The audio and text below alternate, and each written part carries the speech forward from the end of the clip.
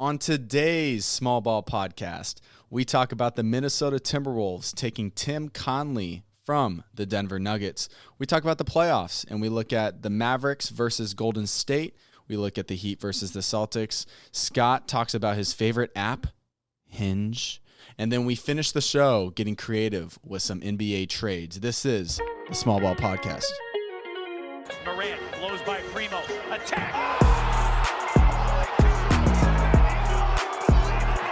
Jokic in the power. Here it goes. Denver has won. That's my stubborn side. Like, it's easy to go somewhere and go win a championship with somebody else. It's easy. But this is the hard way to do it, and we did it. We welcome you in to the Small Ball Podcast. Thank you to all who listened to our first episode. If you haven't yet, please subscribe, follow, like, leave a rating, and let us know who has the cutest voice. All this helps our new producer, Andy, with our analytics. With that being said, let's get into it. Alongside Trevor Mickelin and Christian Dennis, I'm Scott Ayers. We are recording on May 23rd, 2022, and the Minnesota Timberwolves are hungry. Talk about a big day in small market sports. Minnesota Timberwolves making a big move, hiring Tim Connelly to be their president of basketball operations. And, you know, this is huge because this involves two small market teams, the Denver Nuggets and the Minnesota Timberwolves. Scott, you are the biggest Nuggets fan I know and the only one that I know. What does this mean for the Nuggets? I'm so confused on why is this such a big move? Yeah, fellas, I just booked a one-way ticket to Spain, and the yes is indeed silent. We're in a lot of pain in Denver, and there's a couple reasons why. You first have to give all credit to Alex Rodriguez and Mark Lore on this. Those are the two guys from Minnesota, minority owners of the Minnesota Timberwolves, who got this job done. Tim Connelly is a huge asset, and I think one of the first things you think about when you think of successful basketball programs is the culture, and that's something he instilled in Denver. Whether it was his strong draft selections from Jamal Murray, Michael Porter Jr., and of course two-time MVP Jokic, to how he went above and beyond for players, even to the likes of when a guy like Jared Vanderbilt got traded from Denver to Minnesota, he went and had a burger with Vanderbilt before he left. So it's those kind of things as a top executive that separates him among the rest. At the end of the day, he gets a stake in ownership for Minnesota. Really a deal he couldn't pass. Kroenke had a chance to kind of have a rebuttal, if you will, but it was just not enough for Connelly to say. So this is a huge loss for a lot of reasons for Denver. But now Calvin Booth is the guy that will probably have to step up in Connelly's place. Yeah, that's huge. We all know that culture is a factor in the NBA that really matters, and you can tell what teams are good and what teams are bad because of it. The Warriors have a fantastic winning culture. Sacramento Kings they've had a terrible culture. So it really, really matters who's your executive, who's kind of the head of your team. And to lose someone of that stature is huge loss for Denver. It's almost like losing like a star player in a way. Yeah. Well, what's interesting too, if you follow Denver media, Mike Singer has done a wonderful job. He works for the Denver Post in Denver. Him and other columnists and podcasters, whatever you might have it, they're saying this loss is about as big as it gets on the front office. And Stan Kroenke, the owner of the Nuggets, the Colorado Avalanche, the LA Rams, and of course Arsenal. Wow. Talk about a man with a little bit of wealth. Had a chance to keep keep this organization nice and tight and really wasn't able to get the job done. He's had that problem in the past. You think of Masai Ujiri, who went to Toronto, and guess what Toronto did? They went out and won a championship. And that was the same year George Karl won Coach of the Year. Coach Karl got fired, Ujiri left, and the Nuggets were in shambles for 6-7 seasons. What will happen now? It's going to be a little bit different because Jamal will be there, MPJ, Gordon, Jokic. That core stays, but now you're losing a big piece of your culture here. Yeah, I mean, you look at 3 of the 4 teams remaining in the playoffs, you have the Heat. They have an executive in Pat Riley that is a championship executive. He's a guy that just has that reputation. You look at the Warriors. Actually, I'll save them for last. You look at the Boston Celtics. Brad Stevens, former coach, stepped into this position, took over for Danny Ainge. Just a guy that highly respected, and he's been doing great. Clearly, they're winning. And then finally, you have the Warriors, which I think this is what Nuggets fans should be hoping for. Is 2011, you had Jerry West join the front office as a high-level executive. He kind of led them in and, got them to where they were at and won a couple championships and eventually left for the Clippers. But look at them now. They're still there. I think that obviously, the Nuggets don't have any championships or anything like that. But you would hope that they would be able to kind of get back up on their feet and keep going. We'll see what happens. Definitely. And I think that's a good segue into the NBA playoffs. Just one final note. You once again have to give a hat tip to the Minnesota Timberwolves and what they're able to do to really try to overhaul their years of losing and lack of success. With a move like this, they're doing whatever they can to be potential contender for years to come. 5 years, $40 million plus ownership stake. Yeah. That's big time. That's called trusting the guy who's coming into that role. That's wild. And Conley has the track record to back it up. But definitely. I feel like you got to look at what the ownership in Minnesota is doing, and they're trying to build a winning culture, which is just so awesome to see from, being a fan of Sacramento, where we've just sucked for the past 16 years. Minnesota was in that same boat. They had that one lucky year with Jimmy Butler, and then they were back to losing. So they're trying to do it right. And you got to start to ask the question, like, maybe J-Lo made a bad mistake. Yeah. Like look at A-Rod. Like, he's so hot. And on top of it, he is being successful in bringing a franchise that was terrible and trying to make a good reputation for a team. No, J-Lo's missing out. Yeah, no, I mean, it's like any good breakup. You want to do better than your ex, and I think A-Rod is saying, I'm doing a little bit better than my ex. Oh, she's with Ben Affleck? I own a basketball team. Hello, Mr. Conley. And fellas, a perfect segue into the NBA playoffs. Heat, Celtics play tonight, Game 4, and kind of the story that has been throughout the Eastern Conference Finals. Another blowout. Game 3 did have its closing moments where it got close, but really wasn't that competitive. Game 4, no different, as Boston wins 102-82 to even out the series 2-2. This Eastern Conference series has been so close, just trading games back and forth. Before the game, Vegas odds had Celtics as the higher favorite for winning the championship, being down 2-1 to the Heat, higher than the Heat. And that, I mean, Vegas knows. And of course, Celtics come out, win by 20, and you got a whole new series. It's going to be super fun to watch what happens. I'm going to hold to my take last week. I still think the Heat are going to win 7, baby. Really? Wow. I'll stick to my guns of Celtics in 6. We know he was kind of battling some injuries tonight. It felt like he didn't play, quite frankly, at all, and that was Jimmy Butler.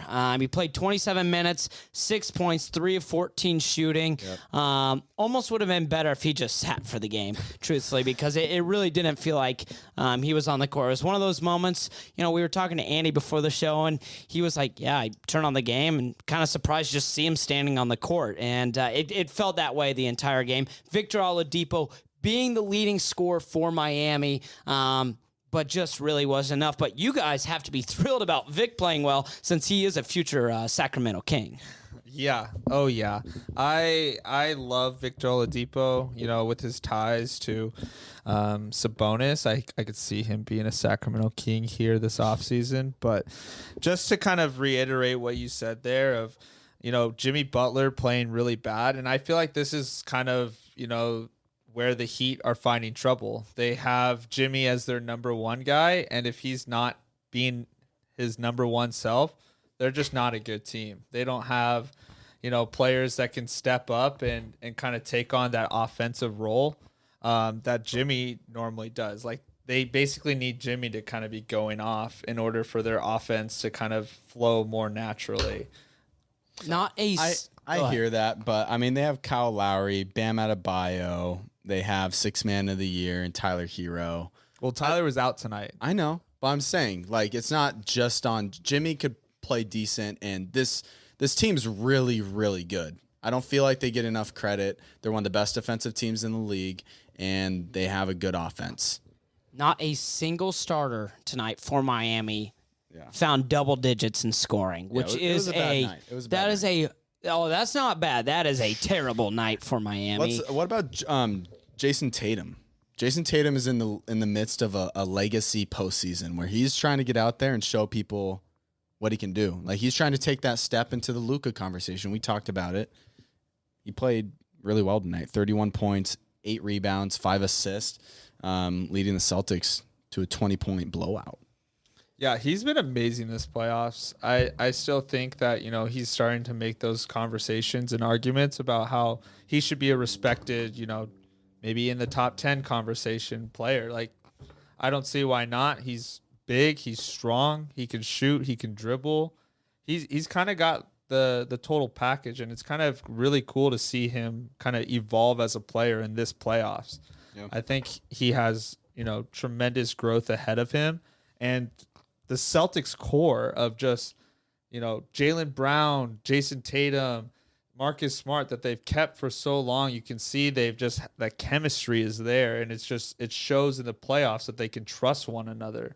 And also on top of it, buying into Udoka's offensive and defensive schemes, it's showing that, they believe in their coach. They believe in what Brad Stevens has done in the offseason with this bringing Udoka in as a first-time coach. And it's just, I don't know. I'm obviously high on the Celtics right now because they just won, but the way the series is going, they could lose by 20 the next game. So it's hard to say. Yeah, I will kind of double down on that Celtics core is special, and I think it's because of its youth. Oftentimes on these championship teams, you maybe have a window of a year or two, and then guys are gone or due to age. Really, you look at age, and Al Horford's the one guy who I think one of you guys was even talking off air a couple nights ago. What would have Boston looked like if Al Horford never left? And I think that's kind of one of those questions, but he's come back and he's been great in the postseason and late season. Just a great piece for Boston. But this series, I think, probably will go 7 games just based on what we've seen. Meanwhile, in the Western Conference Finals, maybe a 5-game series at best, but I think they are going to have their brooms out in Dallas for Game 4 as Golden State leads that series 3-0. I saw something on Twitter that Reggie Bullock, let me tell you this. He went off last night. Reggie Bullock played 40 minutes. He had 0 points. He shot 10 times. 7 of those were 3-pointers. Oh, my gosh. He didn't make a single basket, and he said, "We ain't losing another game." He looks like Tony Snell out there. I cannot take that man seriously. How can you have the worst? I have a question. Yep. Go ahead. Yep, Scott. Yeah, my hat fell off. Get that on my head. Thank you. He said post game that they weren't going to lose another game. He said, "We are not going to lose another game." So he's saying we're going to win 4 in a row against the Warriors after he didn't score a single basket and played 40 minutes a game. Not only are they going to win 4 in a row against Golden State, they're going to win 4 in a row against either Boston or Miami.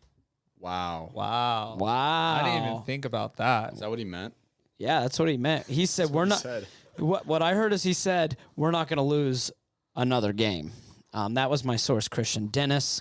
Unfortunately, they are going to lose another game, and I think it's going to come in Game 4. Wow. And, yeah, I think even Lucas said in the post-game press conference that it's just going to be about that time, end of the year for Dallas, which makes you think, what does Dallas need to do to move forward? And hat tip to Golden State, who has been phenomenal this postseason, and all thanks to, once again, the Splash Trio. With Kevin Looney, baby. And Andrew Wiggins. Oh, yeah. Wait, yeah, who's that trio there? Who's the third member of the Splash Bros? Well, okay, yeah. You want to hear my Splash Trio? Give it to us, Scotty. So their cousin, the Splash Trio has a cousin named Andrew Wiggins. He's a cousin to the Splash Trio. Steph Curry. Klay Thompson. Splish splash. So Splash and the newest brother, Jordan Poole. Swimming Pool in the party. pool. Heyo. But their cousin, Andrew Wiggins, is always there to help out. Looney says, hey, boys, I brought the steaks. And, of course, Draymond Green is there to supply the drinks. So they have the perfect combo, and they are en route to another NBA Finals. It's fun to watch the Warriors again. I have not enjoyed watching Golden State this much since before the KD saga. As soon as that happened, I couldn't stand watching that team. I feel like it was an insult to basketball. Now we're back. Golden State's fun to watch. Steph is playing well. Klay has his moments. He's still getting back. And this team's fun to watch. I enjoy it. And they're doing their thing. Dallas really just didn't bring it. Luka, he can only do so much against the Splash Trio, as Scott says. Yeah, and with cousin Andrew Wiggins, Yep. The cousin up north, you know. Yeah, the cousin up north, yeah. Yeah. But it's interesting. It's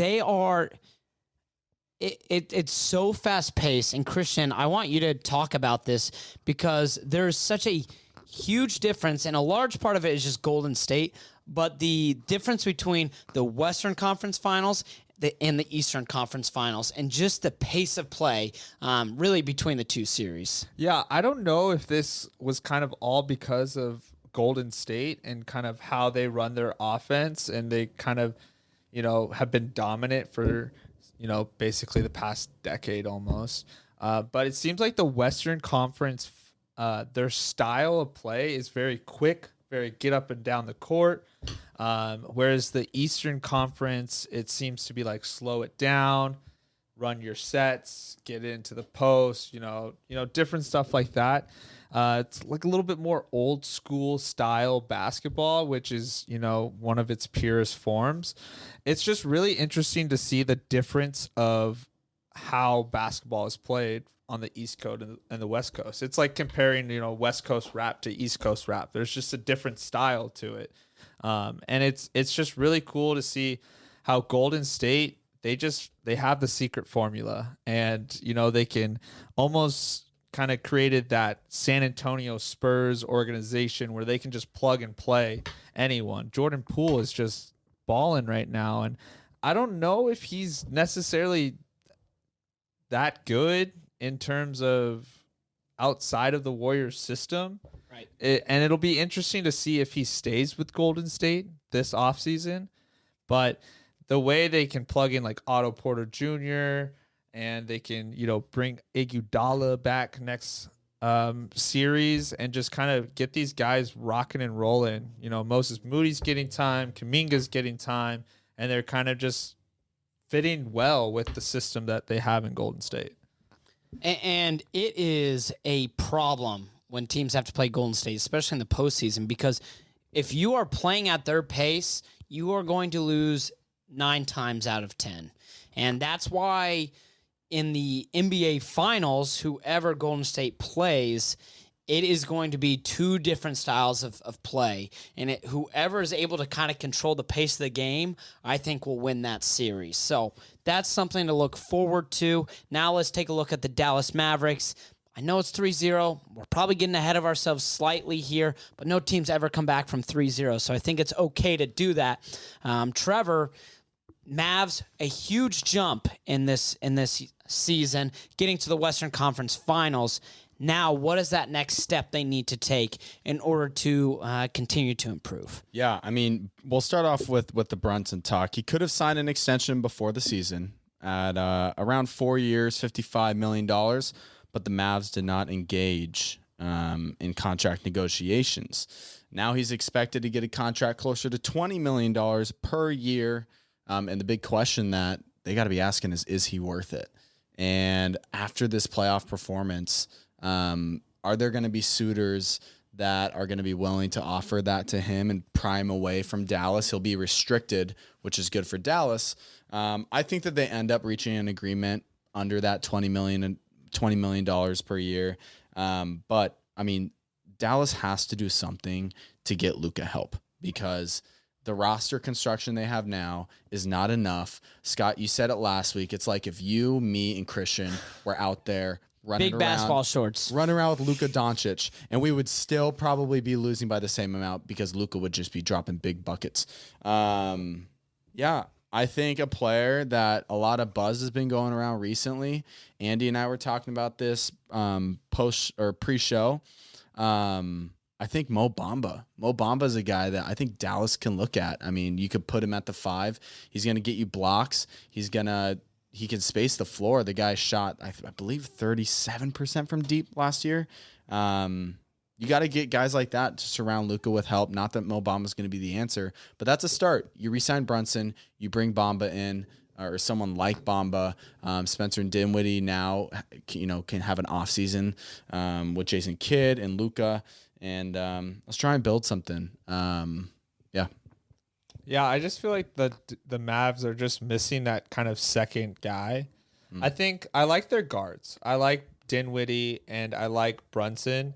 I think they will re-sign Brunson. I think Mark Cuban has even gone to say that they'll figure it out. And he's an owner that's willing to pay and he wants to build that winning culture. They have Dorian Finney-Smith on a really good team-friendly contract. I don't know if that's something where you can kind of explore to trade to get maybe an upgrade there possibly. He is pretty solid, but I think they need to find that second guy. Maybe you mentioned Bamba being a good addition, but it'd be kind of cool to see him play with like DeAndre Ayton, who could be available. I don't know what a package could be for Ayton, but kind of getting that guy who is a pretty strong offensive player could help a lot. I mean, a pick and roll with Doncic and Ayton, the number 1 pick and the number 3 pick of that draft would be really cool to see. Or even Zach LaVine's a free agent this offseason. And that'd be kind of electric to see just an athletic wing who can shoot the ball with a player like Luka. I mean, Luka driving and then dishing it to LaVine for 3 would be money all day. Yeah.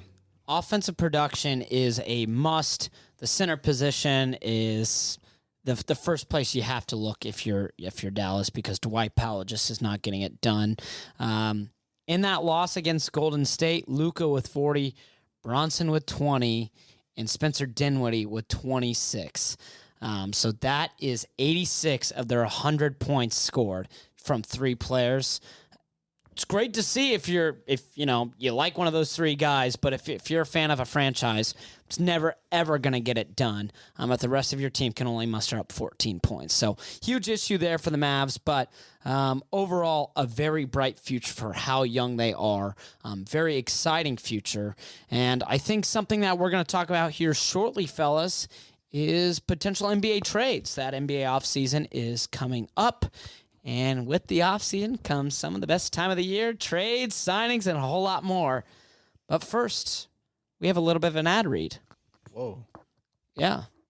Yeah, you guys didn't think we'd get a sponsor this quick, did you? It's our second one. It is our second sponsor. They must have really loved the drip drop.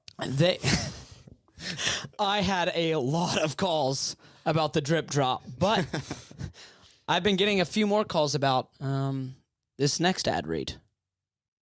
And fellas, let me just say, we have a great app that we would love to recommend all those listening and using. Are you feeling down and maybe you're looking for your next potential ex?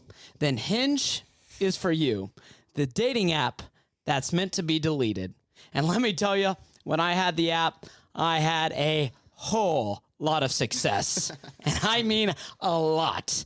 I sent my very first rose to a lady named Cindy. Hello, Cindy. Hello, Cindy. It's nice to meet you. Knock, knock. The weird thing is, I think she's been on vacation for a while because... because I never heard back from Cindy. Probably got lost in the mail. But, I would say my number one success story is I actually had a FaceTime call using the using the Hinge app. It was uncomfortable. It was weird. And let's just say there was never a second call after that. But I will say our producer, Andy, has had a whole lot of success. In fact, Andy, hello. That's Andy knocking on the Hinge door. Andy even said to us before the show, he goes, guys, my two favorite relationships, the best relationships I've been in, came from Hinge. Wow. And it's all because he had to move. The relationships ended because he had to move. Andy, why'd you move? Yeah, stop moving, you big old doorknob. So anyways, that's about it. Check out Hinge, and you too will find love like our good friend Andy. Thanks, guys. Cindy will respond to you soon, Scott. Guys, Hinge is gone. I deleted Hinge. It was the app that was meant to be deleted, but it was because Yikes. I had enough. Yeah, my time was done. But unlike my time being done with dating apps, my time is just beginning talking about trades with the fellas. And fellas, the off season is coming quick, and it's time for small ball trades. Wow. Yes, sir. Hello. What'd you think of that? I just thought of that off the old dome. It's Dude, small ball that's good. trades. We were talking before the show, brainstorming different trades that can make teams better, help them with whatever point in that development part of their franchise that they are in. And Trevor, of all people, you were the first to say, hey, I have a great trade off the top of my mind, Yep. top of the head. Yep. Let's hear it. All right. Detroit fans, buckle up. Phoenix fans, buckle up. You are entering the trade zone. All right. So, what? Detroit, what do they need? They need someone to pair up with your boy Cade Cunningham, Sadiq Bey. They don't really have a cornerstone big. You can even mention Killian Hayes. Who cares, man? If you want to. If you want to. He's a young piece. Kevin O'Connor would have picked him number 1 overall in the draft. Fun fact. Whoa. I took him about 12th in our fantasy league. 12th round. 12th round. Yeah. Just to clarify that. Okay, so I think they'd be looking at a big like DeAndre Ayton. And, Phoenix does not want to offer them the max. There was news that came out today from DeAndre Ayton's agent where they're disappointed. They want the max, so on and so forth. I think Detroit would be willing to throw money at DeAndre Ayton, money that the Suns aren't willing to match, in which you have your perfect sign and trade partner right there. And what's the piece from Detroit that has always been shopped around the last couple years? He has one more year of his contract left. His name is Jeremy Grant, the forward that can slot. You can slot right next to Mikal Bridges in Phoenix. And I think that solves an issue for them. But obviously, it's going to create an issue. The Phoenix Suns would need to go out and find a big. I've heard people mention they could just run it back with JaVale McGee, Bismack Biyombo. I don't think that's going to do it for you. Yikes. I think you can find someone out there, on the free agent market. But yeah, I think Jeremy Grant would be a good fit in Phoenix, and I think DeAndre Ayton would be a great fit in Detroit. What do you guys think about that one? What would the kind of trade look like? Would it be like a 1-for-1, or are you thinking there's going to be draft capital given up? Because I just can't see the Suns trading away like the number 1 pick for just Jeremy Grant. Yeah. I think that you could include like a protected future first. I don't know how enticing that is to the Phoenix Suns, who are obviously win now. You can include an Isaiah Stewart in the trade, a young big to maybe fill the hole, to make that more enticing if you wanted to do that. And that would be a decent get back for DeAndre Ayton, a guy that they're going to let walk. I mean, they don't want to pay him. So what other team is willing to give a Jeremy Grant level player? And let's just say, for the sake of conversation, Isaiah Stewart. I don't think you're going to find a team that could put a better package together. Maybe include like a second round pick, maybe 2 of those in there. But I think that that's a pretty solid win-win, in my opinion. Suns fans may come after my neck for that, but do you think that Detroit would be willing to throw in this year's pick? Like, would you do 5 and Grant for 8? No, that's I too don't much. think I would. Way too much. But if you are Phoenix, you have to find a way to get something in return for Ayton, because if you don't do a sign and trade, you're not going to get a return because he's going to leave. Yep. He has no interest in staying in Phoenix. So whether it's Detroit or a team in need of a big, you could. I don't have a trade off the top of my head, but Charlotte needs a nice upgrade at the center position. So that's one possible destination. Toronto. So Phoenix just has to find a way to get a trade or a sign and trade to happen, or else they're going to watch Ayton walk, and then you're looking at, okay, maybe we can get Mo Bamba or someone else in free agency, which is a huge downgrade in my opinion. You just bring up, what if Toronto wanted to part ways with, not that they want to, but if they want to get a DeAndre Ayton and part ways with the Pascal Siakam. I know that Pascal's the better player in that, but just an interesting thought. I mean, who knows? The age lines up with Toronto's timeline, I'd say, with OG, with Scotty Barnes. I don't know. Just an interesting thought. Yeah, that would be really interesting, especially just to see the Raptors with like a legit big man for once. Yeah. But they lose their best player. That's also true. But you're kind of like, at that point, you're just committing to the future. You're committing to kind of like a rebuild in a way, but they're already in a really good spot for a rebuild. Wow. You know, it's kind of like a little reset sort of thing. It's like we're gonna think about the future and less about like the right now. They'll still, I would say, there's still playoffs without Siakam. Yeah. Just that core that they have is solid. But yeah, I wouldn't say they would be committed to winning right now. That would feel like a massive win if you're a Phoenix fan, though, from going from DeAndre Ayton to Siakam.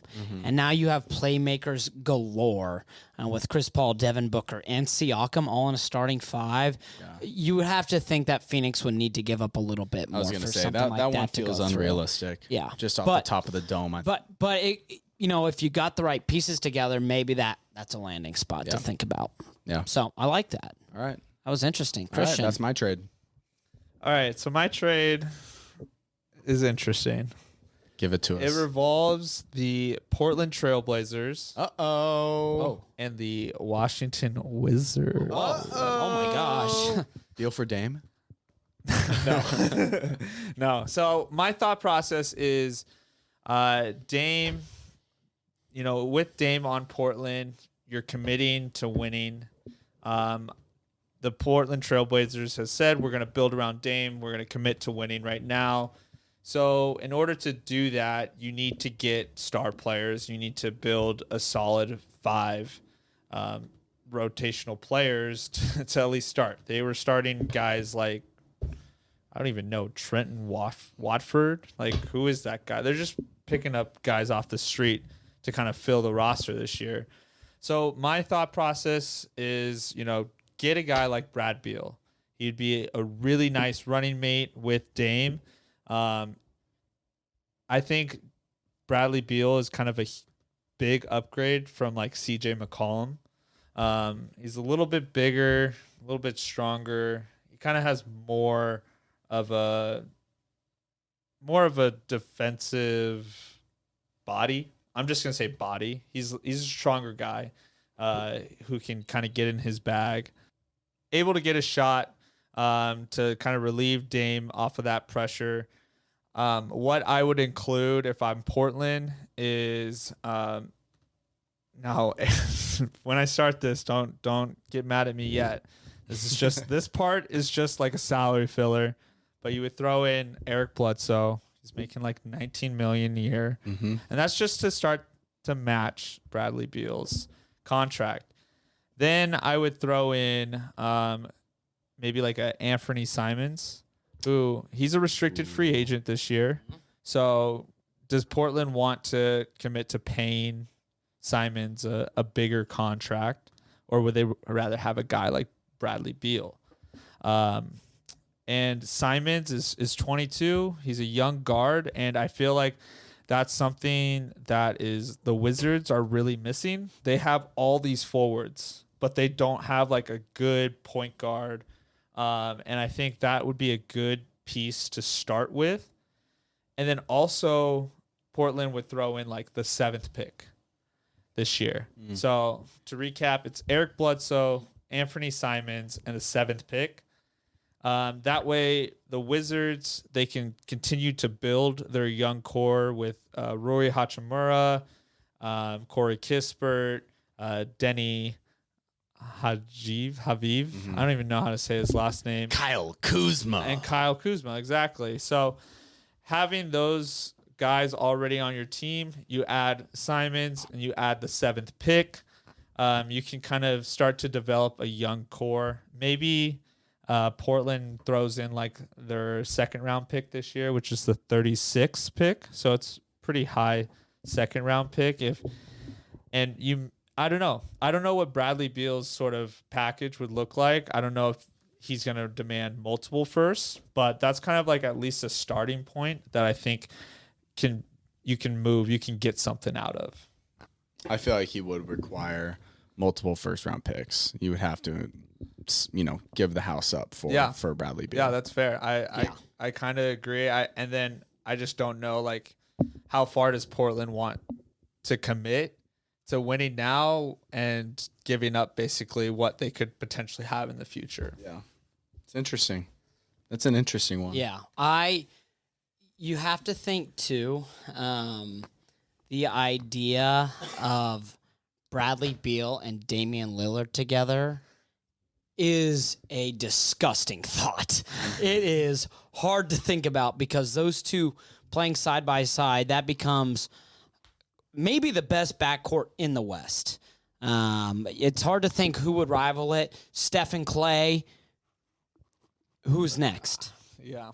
I don't know. It definitely surpasses the McCollum and Dame Lillard backcourt, which was also phenomenal. Yeah. So that would be a lot of fun. So I guess it's my time to think of a trade. And I had one before the show, and I decided to change it last second. Whoa. Uh-oh. Yeah. On the fly on the show. On the fly on the show. The odds of this happening, I must admit, may be slim. But I feel like coming full circle is so important in life. I agree. And, well, it's interesting because the Wolves and the Jazz are on the phone. Oh, wait a second. What the heck? And as we all know, Utah has an issue with their stars getting along in Donovan Mitchell and Rudy Gobert. Interesting. Well, let's say Rudy in this case stays in Utah and Mitchell is on the run. Whoa. So to make a mutually beneficial trade, Donovan Mitchell heads to Minnesota, Okay. and in return, the Jazz get D'Angelo Russell, Jared Vanderbilt, and their first-round pick. Give us more. Explain to us why. why this would work? Yeah. Okay, so here's why I would like this trade. For one, Minnesota. I think Donovan Mitchell is a big upgrade from D'Angelo Russell. At the point guard position, there were a lot of times in the playoffs where Russell impressed. There were times where he certainly did not impress. There's one thing that Donovan Mitchell lacks, and it's his defense. However, he is one of the most explosive guards in the NBA. Pair him with Patrick Beverley, who's known as one of the best defenders in the NBA. And now you've got an interesting backcourt with one of the best centers in the NBA in Karl Anthony Towns. What about Anthony Edwards, their best player? That's what I'm saying. And Anthony Edwards, who you could put at the 3 in this case. So now you have Mitchell, Pat Beverley, and Ant all on a court together. Pair him with Karl Anthony Towns. For Utah, probably doesn't look as good, but you're now in this place where we might lose both Gobert and Mitchell. Maybe you get a return. Maybe you keep some interest now for the Jazz because you have Russell. You can keep Gobert. You get a nice power forward in Vanderbilt. Maybe you're able to keep that ship afloat for a little bit longer. There is a chance, though, Utah says, let's just blow it up, and they get different capital. But that's in the idea that Utah tries to keep that ship afloat. They get a quality point guard in D'Angelo Russell, a decent power forward, and a first-round pick. I think that, I mean, that has building blocks to go off of. I feel like if you're Utah, you're trying to get as much draft capital for Donovan Mitchell. I think it'll definitely require more than just one first rounder. Right. I don't necessarily like the fit of D'Lo on the Jazz, and I don't necessarily like the fit of Donovan on the Wolves. And I just feel like the Wolves, one thing that they need to improve on is kind of just the chemistry of the team. I think they just need to kind of grow together, and then on top of it, just from the defensive end and getting Donovan, it doesn't necessarily make them a better defensive team. And then on top of it, you're losing Vanderbilt, who is arguably probably one of their best defenders. And then on Utah's side, you still have like Mike Conley on the team. So are you doing like Mike Conley and D'Lo as your backcourt? Yeah, kind of like it was in Utah. I mean, Mitchell and Conley was the backcourt. Yeah, I don't know how that doesn't necessarily improve the Jazz. Can I say my second trade? Yeah. Wait, can I just say something? Yeah. I think it's an interesting idea. Utah, if I'm Utah, there's no way. If I have to part with either Gobert or Donovan Mitchell, I am not trading Donovan Mitchell. He's too valuable, too high of a ceiling, too promising. Goodbye, Eiffel Tower. And yeah, that's my take. What on if that. Mitchell says, I don't care if you want me, I want out? Well, then that's different. But he hasn't said that yet. So Utah fans, It's true. I'm riding with Donovan Mitchell. Yeah, I agree. I would ride with Donovan Mitchell to a T as well. I kind of want to just explore the realm of what it looks like if in a weird universe, multiverse, right? Yeah. Where they actually stick with Rudy Gobert instead, which there's not a lot of avenues to do that, and I feel like that's one of the few where you get at least a decent point. Wolves fans probably love that idea. But I just don't think that Utah. I don't know. Who knows? Yeah, the Jazz kind of in a sucky situation because I feel like if you trade Rudy Gobert, your team is terrible. Yeah, because I agree. Their defense is bad. The only reason why it's like somewhat good is because Rudy's there. And if you lose that anchor, Donovan Mitchell, terrible defender. He's getting blown by, and the other team is going to score. But yeah, the Jazz are just in a super weird position. I hope they can kind of get some sort of package for whatever player they tried to trade because, I mean, playoffs, their stadium's rocking. Like it seems it's like they have awesome great support there. So I would love to see them stay competitive. But I am curious to hear what your second trade is after. Try number 2. Let's try number 2. Let's get a little bit weirder, boys. What? Yeah, so Calvin Booth is now in charge of the Denver Nuggets. Yeah. First order of business. Will Barton goes bye-bye. And we're in talks with the Cleveland Cavaliers. Uh-oh.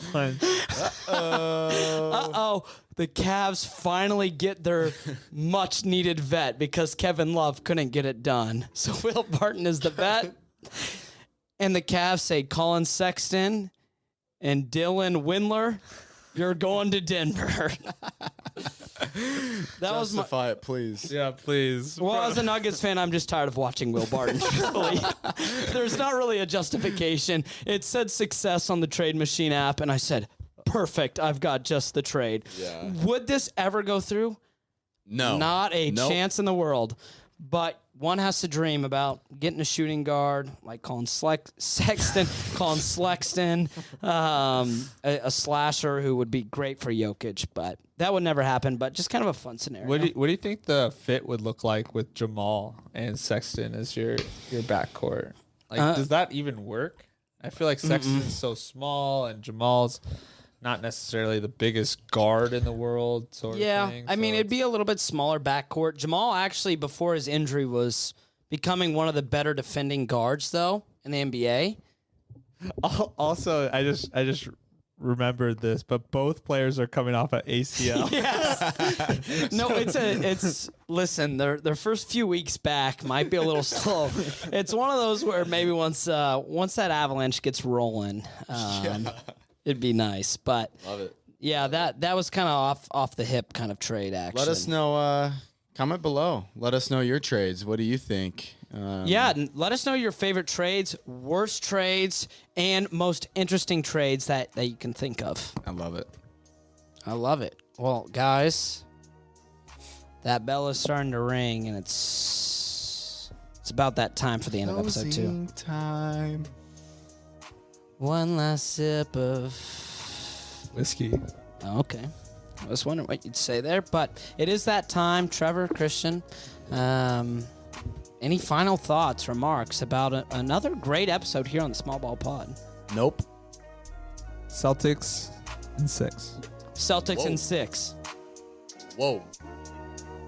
Perfect. Well, for our great producer, Andy, Andy, thank you so much. He has had to endure a lot. He's had to make some audio and video cuts for us, so cheers to him, Christian Dennis, and Trevor Mickelin. I'm Scott Ayers. We say so long for now, and we will see you next week. Yes, I can shoot.